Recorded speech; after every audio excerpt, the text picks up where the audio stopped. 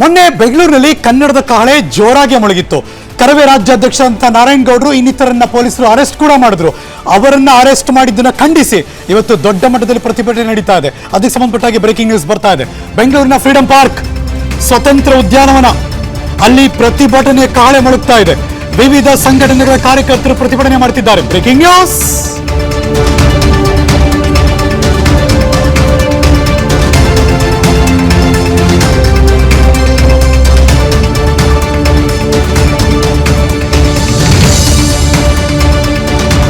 ಹೋರಾಟಗಾರರ ಮೇಲೆ ಸರ್ಕಾರ ದಬ್ಬಾಳಿಕೆ ಮಾಡ್ತಾ ಇದೆ.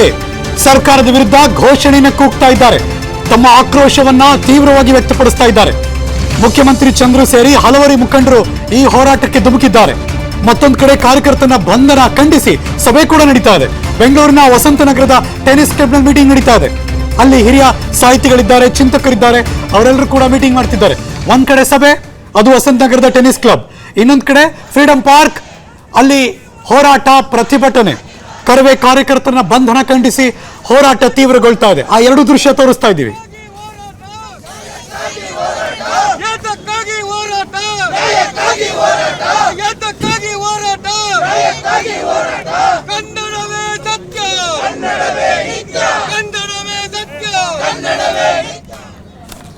ಕನ್ನಡದ ನಾಮಫಲಕ ಹಾಕೋದಕ್ಕೆ ನಾವು ರೆಡಿ ಆಗಿದ್ದೀವಿ, ಆದ್ರೆ ಗೂಂಡಾಗಿರಿ ಮಾಡಿದ್ರೆ ಶಾಪ್ ಕ್ಲೋಸ್ ಮಾಡಿ ಹೋಗ್ಬಿಡ್ತೀವಿ ಬರ್ತಾ ಇದೆ.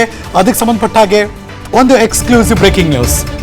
ಬೆಂಗಳೂರಿನಲ್ಲಿ ಅಸೋಸಿಯೇಷನ್ ಸಂಜಯ್ ಹೇಳಿಕೆ ಕೊಟ್ಟಿದ್ದಾರೆ. ಶಾಪ್ ಮಾಲೀಕರ ಸಂಘ ಸಂಜಯ್ ಇದ್ರ ಬಗ್ಗೆ ಮಾತಾಡಿದ್ದಾರೆ. Commercial street shop owners association. Breaking news.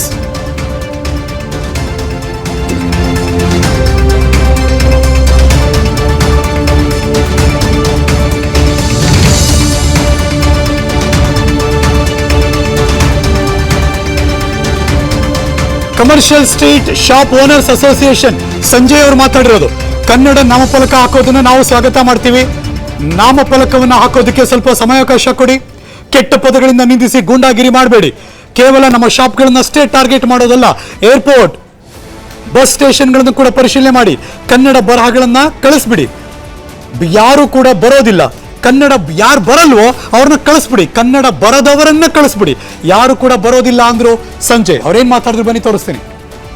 All the tax and all money and all is going to the central government or state government. Through whom? Through businessmen. And if you are troubling the businessmen, how the tax will come? How the Karnataka and Kannadiga will survive? Without tax, there is nothing is there.